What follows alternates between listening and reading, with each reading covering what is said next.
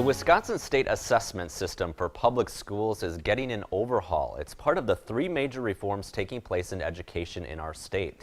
Lisa tells us how the new assessments are impacting students in a special assignment education series, The Big Three. Mike, the new statewide assessment system is intended to measure two things. Is the taxpayer getting their money's worth, and are students learning? Teachers from across the state and our local schools are working to prepare their students in grades 3 through 11 for this new set of tests.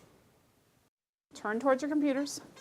Sit up straight. These elementary school students are learning to type. Hands up on home row. This is the first year the West Salem School District began teaching keyboarding in 3rd grade. That is your S finger up to the W. The primary reason right now is that the state testing has become online testing. Did anybody actually find alt test? The same is true at the high school level. Entirely computer-based. So some teachers at West Salem High School are spending time in class practicing. We did a lot of preparing them to take the test in terms of just familiarity with the navigation of the test. Beginning this year, high school students in grades 9 and 10 are taking the Aspire test. Do not open them until I tell you to do so. And all 11th graders are now required to take the ACT. It's a part of the state's commitment to assessing children and to make them in line with the federal government statutes. In October, Wisconsin 9th graders were the first group to take the Aspire test. We get a pretty good mark of where that freshman class is coming in,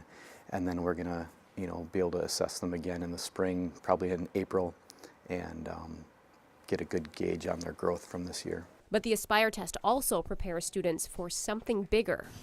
Aspire is a system where you are basically practicing for the ACT, and they're supposed to give us more feedback so that we can adjust our curriculum and say, all of your 10th graders are scoring poorly in geometry, let's say. You need to do a better job of getting them ready or they won't do very well on the ACT. That's the theory of that. A, space. Elementary and middle school students are taking a different test.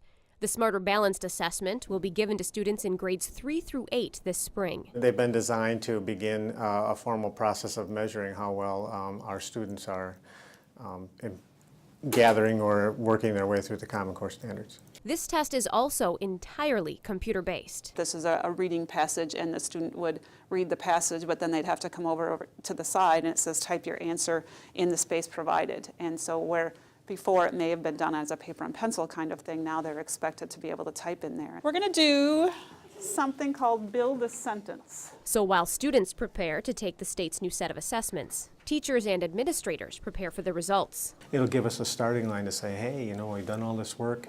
Our kids did very well, but boy, we could do a little bit better here, a little bit better there. Why do you suppose this happened?